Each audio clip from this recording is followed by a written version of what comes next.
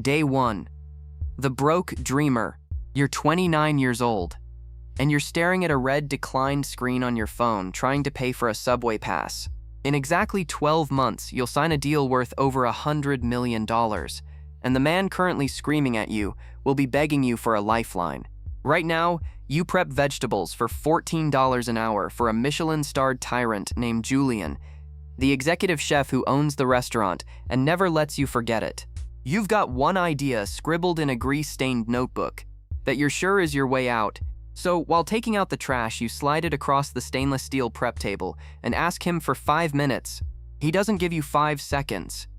He reads it, scoffs, and holds it up for the entire kitchen line. "Listen up, prep boy," he says. "The day this little app makes a single dime, I'll frame it in the dining room. Until then, table 4 needs their scallops." The line cooks laugh. Mais the chef actually claps. That laugh costs you more than the electric bill you're already behind on. So that night, out of pure exhausted spite, you dig through your email looking for a forgotten crypto wallet you threw $50 into 5 years ago. You find the seed phrase. You start the recovery process, and you fall asleep. The morning everything changes. You're about to unlock more money than you've ever let yourself imagine. And it is going to be the loneliest year of your life. Julian just laughed at the wrong guy. He doesn't know that yet. Neither do you. Day 7. The new millionaire. You find out in the alley behind the restaurant, sitting on a milk crate 10 minutes before your shift. The sync completes. You check the balance on the screen, then you check it again, then a third time, because your brain keeps handing the information back like it refuses to accept the delivery. That obscure coin didn't just spike. It went supernova. After cashing out, paying the exchange fees, and holding back the brutal capital gains tax, your liquid cut is $6.2 million. You sit there for a while.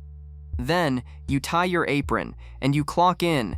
You chop onions for 7 more hours. You don't tell anyone. Your hands just didn't know what else to do. And saying it out loud felt like it might make it untrue. You go home. You don't sleep. You don't show up on day 8. By day 9, the rumors of the wallet leak. By day 10, your phone is a stranger. 62 messages. You didn't know you knew 62 people. A college roommate you haven't spoken to in a decade. An ex-girlfriend, suddenly warm in a way she hasn't been since before she walked out. And a guy named Marcus. You don't know a Marcus. Marcus knows you now. Money, it turns out, has a smell. People find it from a long way off. Here is the part nobody tells you. You sit in your apartment with $6.2 million, and the feeling you have been waiting for your entire life does not arrive, not relief, not the exhale. Nothing comes through the door. The fridge still hums. The radiator still clanks the exact same way it's clanked for 3 years. You keep waiting for the world to reorganize itself around what happened. It doesn't. You feel exactly the same as you did at $14 an hour. That night, lying awake, you do something strange.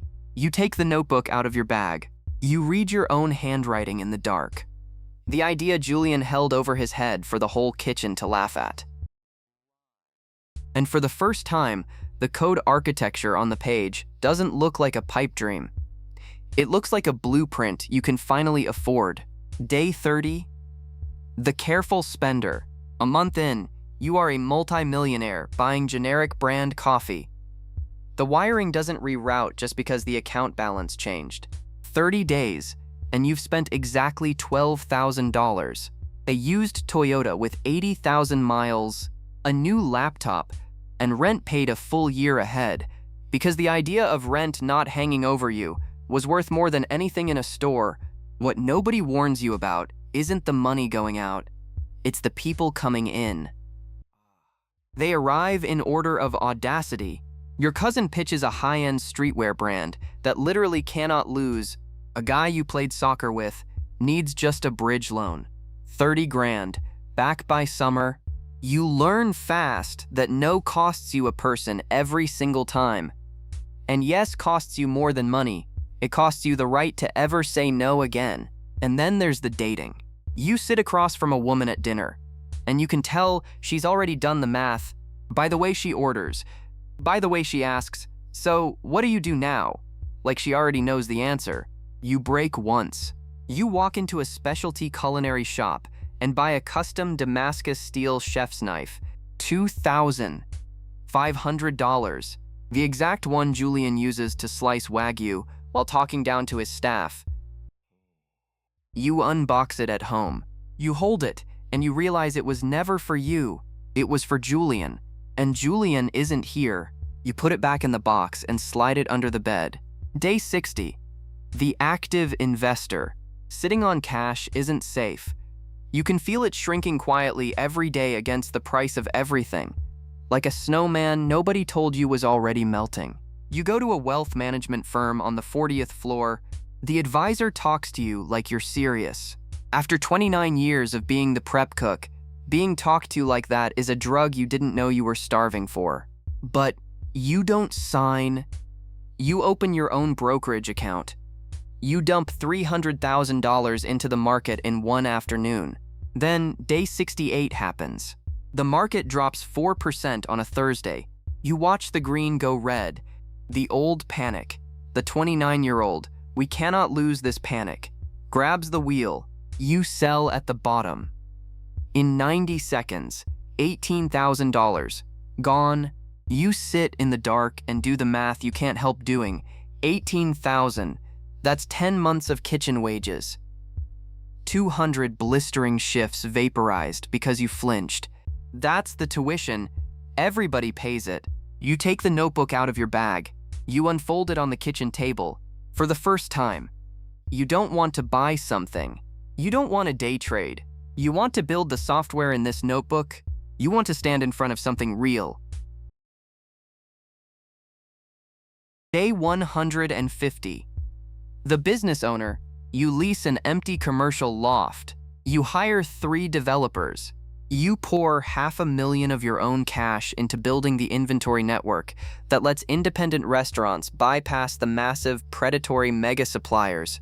It launches, and your very first client is a high-end bistro across the street from Julian's restaurant.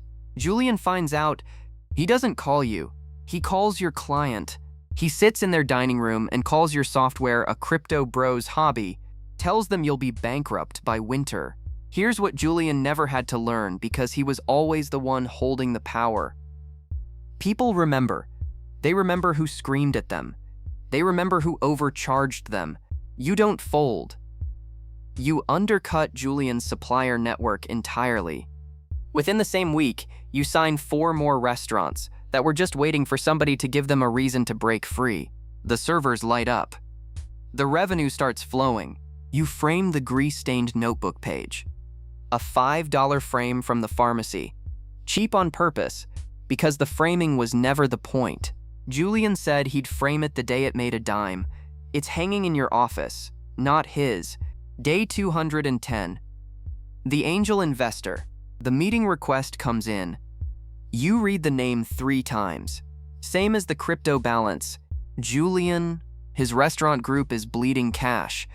Your supply chain software just took a massive bite out of his margins. He needs a bailout. And so, the man who owned the kitchen, the man who, as far as the world was concerned, owned you, comes to your office and sits down in front of your desk. Above your desk, in a $5 frame, is the notebook page. He doesn't mention it, but he sees it. I promise you, he sees it. You give him the meeting. You don't gloat. Gloating would be a gift. It would tell him this still matters to you. You just listen. Quietly, completely, which is so much worse for him than anything you could possibly say. Then you decline, not for revenge, but because you can read balance sheets now, and they say no long before your pride gets a vote. He stands. He looks at the notebook one more time on his way out. He doesn't say anything. He doesn't have to. You sit very still in the chair you once dreamed of taking. Julian humbled. The idea framed. The revenge complete. And you wait to feel finished. You don't feel finished. Day 365. The Wealth Magnate. It happens on a Wednesday. a Silicon Valley tech conglomerate, wants your software network. They don't want the code, they want the monopoly. The wire clears at 2:14 p.m. $120 million. You set the phone down. You stand at the window and you wait for it. The arrival, the exhale, the signal from somewhere that the universe noticed. It doesn't come. You understand now, finally, all the way down. It was never going to come. You were never running toward a number. The number was just the proof you kept hoping would heal you. You take the framed notebook down off the wall. You drive across town to your younger brother's apartment. His rusted-out Honda Civic is in the driveway. He works 2 jobs just to pay for night school. You could end every financial worry he will ever have with one transfer you wouldn't even feel, but you don't, because you understand something you can't explain to people who've never lived close to the line. Money handed over wrong doesn't just help. It rewrites what you are to each other. It turns a brother into an account, a visit into a withdrawal. Instead, you hang the framed notebook on his wall, right above the desk where he studies, until 2 a.m. He has your eyes. He has no idea what a crypto wallet is for. And if you got this one thing right, he never will. He'll grow up standing on the thing that used to be the ceiling over this entire family. You drive home that night to a house with very good locks. You are the wealthiest person anyone you love has ever known. And you have never in your life felt further from any of them. You got everything. The buyout, the empire, Julian destroyed, every single thing the broke prep cook swore would fix it, and the broke prep cook is still in there, still chopping onions, still not enough. You solved the money. Completely, permanently. You fixed the money. You have absolutely no idea how to fix the man it left standing at the counter. If this story stayed with you, hit subscribe.